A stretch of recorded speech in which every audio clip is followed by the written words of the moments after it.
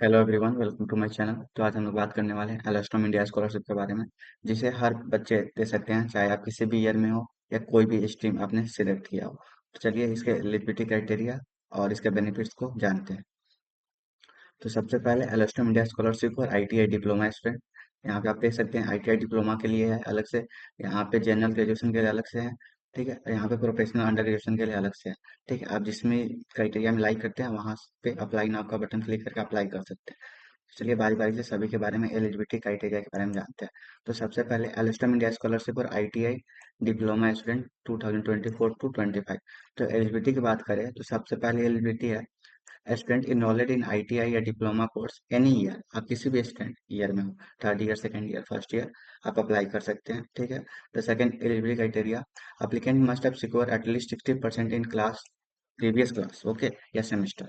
सो आपके पिछले ईयर में या सेमेस्टर में 60% मार्क्स होने चाहिए। Okay, 60% marks that mean six six CGPA के ऊपर होना चाहिए आप। ओके, 6 या 6.5 अप्लाई करेगा, depending upon your college, your semester marks. Okay, so the next eligibility criteria say that the annual family income of applicant must be less than या equal to 6 lakh from all the sources। तो 6 लाख से कम होनी चाहिए या 6 लाख के equal होनी चाहिए, all sources मिला के आपकी फैमिली इनकम।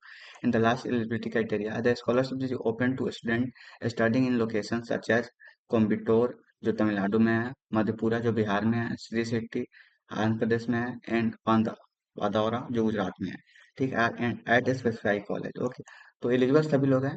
यहाँ पे जो लोग हैं उनको प्रेफरेंस ज्यादा मिलेगी। ओके, इनको बेनिफिट्स क्या है, 24,000 वन टाइम के लिए दिया जाएगा। अभी ये अमाउंट आपको कम लग रहा है तो ये आईटीआई डिप्लोमा के लिए है। ठीक है, आप प्रोफेशनल अंडर ग्रेजुएशन में आइएगा तो वहाँ पे आपका जो बेनिफिट्स है वो बढ़ जाएगा। ठीक है, डॉक्यूमेंट क्या है आप पढ़ लीजिएगा और यहाँ से आके अप्लाई कर सकते हैं। चलिए आप लोग हम बात करते हैं Alstom India scholarship for general under graduation 2024 to 25। Okay, तो जनरल अंडर ग्रेजुएशन, तो आपने बहुत जगह सुने होइएगा general under graduation and professional under graduation. तो दोनों में अंतर क्या होता है? जनरल अंडर ग्रेजुएशन जनरली होता है ना, जो बीए, बीकॉम, बीसीए, ये सबको जनरल अंडर ग्रेजुएशन बोलते हैं, जो जनरली 3 साल का होता है। एंड प्रोफेशनल अंडर ग्रेजुएशन जैसे बीटेक जो कि 4 साल का होता है। तो ये सब प्रोफेशनल अंडर ग्रेजुएशन में आते हैं। तो अभी बात कर रहे हैं हम लोग जनरल अंडर ग्रेजुएशन 2024 टू 25। तो इसकी एलिजिबिलिटी की बात करें तो इसकी एलिजिबिलिटी में सबसे पहले student enrolled in any year of general graduation course such as BCom, BBA, BA, BSc, okay, या बीसीए भी आपका जनरल अंडर ग्रेजुएशन में ही आता है। The next eligibility criteria is applicant must have secured at least 60% marks in their previous academic year या semester। आपके पिछले class में 60% मार्क्स होने चाहिए। Okay, the next eligibility criteria annual family income वही सेम से 6 लाख से क्या होनी चाहिए, कम होनी चाहिए, ऑल सोर्सेस मिला के। And the next eligibility criteria last one is, wait a minute, मैं इसको हाईलाइट कर दे रहा हूँ ताकि आपको। The next eligibility criteria the scholarship जो open for studying study in वही लोकेशन प्रेफरेंस में बता रहा, अप्लाई सभी लोग कर सकते हैं, वो लोकेशन प्रेफरेंस दिया जाएगा। ओके, और यहाँ पे लोकेशन अगर आप किस मैच कर जा रहा है तो आपके यहाँ पे मिलने की प्रोबेबिलिटी भी बढ़ जाएगी। Okay, next eligibility criteria for India scholarship for STEM. STEM student stream का नाम होता है जिसके अंदर आता है science, S for science, T for technology, E for engineering and M for mathematics. Okay, तो यहाँ पे इस स्ट्रीम में से किसी भी स्ट्रीम में आपने एडमिशन लिया है तो आप एलिजिबल है। तो चलिए इसके बारे में बात कर सकते हैं। और लास्ट वाले का मैं बेनिफिट्स की बात किया था, हाँ इसके बेनिफिट्स हैं 24,000 सेम आईटीआई डिप्लोमा की तरह एक साथ वन टाइम आपको दिया जाएगा। Okay, the next eligibility criteria, हाँ, फॉर स्ट्रीम के लिए the first one is student pursuing professional graduation. Professional graduation जैसे कि बीटेक।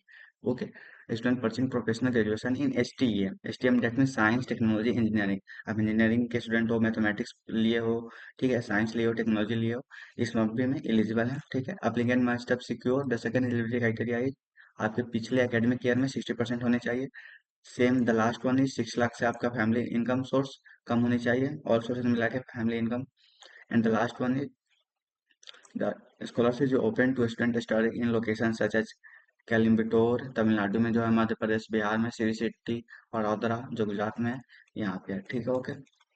और यहाँ पे देखिए इसके बेनिफिट सबसे ज्यादा है। इसके बेनिफिट है 25,000 वन टाइम आपको मिला जाएगा। मैं आपको बता रहा था जैसे बीटेक जो होता है प्रोफेशनल अंडर ग्रेजुएशन आता है, तो इसमें आपका 4 साल का कोर्स होता है, तो इसलिए इसमें अमाउंट ज्यादा मिल रहा है। वहाँ पे जो था जनरल ग्रेजुएशन वो तो उसमें 24,000 इसलिए मिला था बिकॉज वो उसका जो एकेडमिक ईयर होता है वो 3 साल का ही होता है। ओके, यहाँ पे डॉक्यूमेंट की इसमें बात कर ले रहे हैं तो डॉक्यूमेंट आपका पासपोर्ट साइज फोटो लगेगा।